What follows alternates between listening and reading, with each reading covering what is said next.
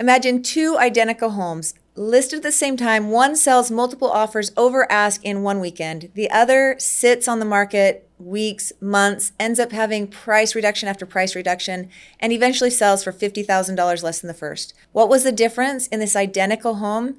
It comes down to marketing. If you are not having a customized marketing plan for your house, it's time to talk to an agent who can do that for you. The other day I went to a listing appointment and they had already talked to another agent. This is a home that is almost $4 million.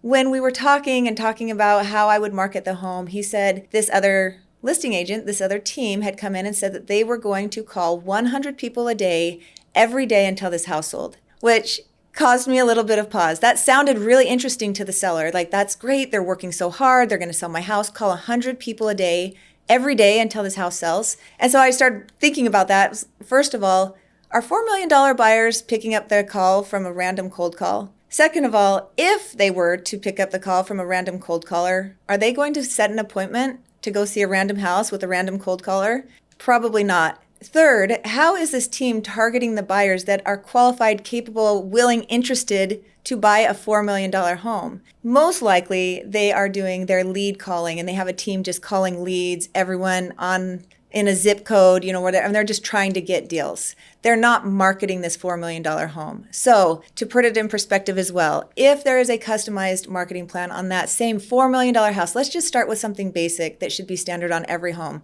a listing video. If there is a home tour, a lifestyle video, we put that out, and on a very conservative view, we get 3,000 views. That 3,000 views on the very customized video that would go to the buyers that are actually interested in seeing that $4 million home would take 100 calls a day, every day for 30 days, for a whole month of targeting the wrong buyer for that house.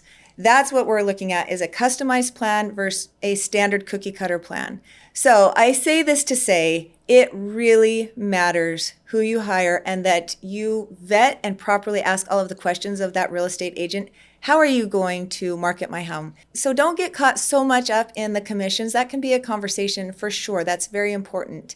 But with that, you need to be asking, how are you going to market my plan? What can I expect with marketing? What can I expect with the whole length of the term? How are you going to project manage this from start to close? Because as we all know, the real work starts once you go under contract.